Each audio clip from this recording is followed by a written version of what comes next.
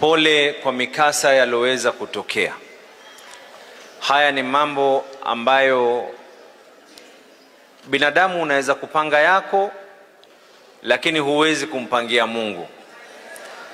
Unaweza kupanga yako, lakini huwezi kupangua Mungu aloyapanga. Mivua yalipoingia, mimi nataka kutoa uhakikisho, na nyinyi nyote mnajua, mvua iliyoweza kunyesha takriban kuanzia masaa 24 mpaka 48, kiwango chake kililingana na 35% ya mvua ya mwaka mzima ilinyesha kwa siku moja na siku mbili. Nyote mnajua hali ilivyo. Lao hatukufanya yale ambayo tulikuwa tumefanya, huu mji ungelikuwa umedidimia. Lakini sasa tuongee yale tuloyafanya. Kwanza, mimi nilizunguka Mombasa nzima, kila eneo. Nilienda Likoni, nilienda Changamwe, nilienda maeneo ya Mvita, nikaenda maeneo ya Jomvu. Siku ya kwanza ile kinyesha, mimi niliingia hata paka Magogoni,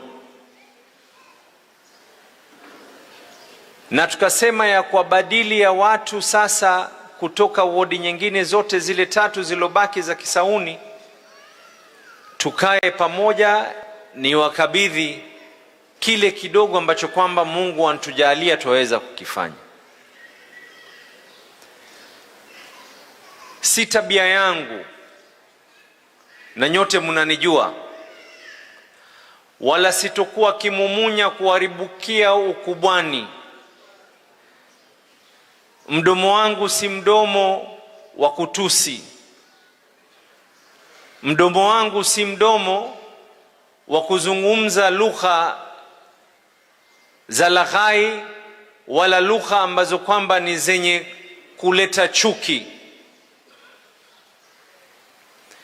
Lakini likibidi, inabidi litendwe. Mimi hakuna ambaye kwamba hakaribishwi Mombasa, na hakuna anayekatazwa mwelekeo wake wa kisiasa atake uende hivi ama ende hivi. Kila mmoja ni hiari yake kufuata mwenendo anaotaka. Kama vile mimi na ninaowaweza mimi nitaendelea kusema ya kwa chama ni cha ODM, mwingine pia ana haki kuweza kuzungumza. Lakini haki yako ya kuzungumza isiwe ni haki yako ya kudanganya watu katika wakati wa dhiki. Haki yako ya kuweza kuzungumza isiwe ni haki yako ya kuwanyanyasa watu na kuwasunduga na maneno. Ukweli lazima tuuzungumze. Leo hapa katika hii Mombasa, wakati mimi na ndugu Orengo tuko katika sehemu nyingine,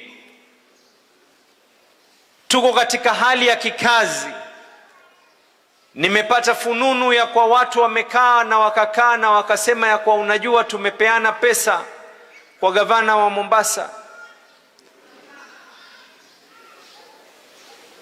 Mimi kwanza ni kuomba Mungu, Mwenyezi Mungu azijalie ziingie. Itikieni amin. Lakini urongo, Waswahili wana msemo, ukweli hauna haja ya nguzo ya kuweza kusimama.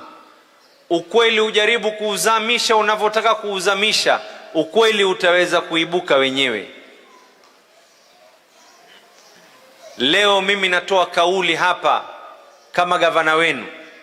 Hamna ndururu, hata wacha ndururu. Ile pesa za zamani zile za kutoboka pia hamna hata moja pesa ya El Nino iliyoweza kufika katika Mombasa.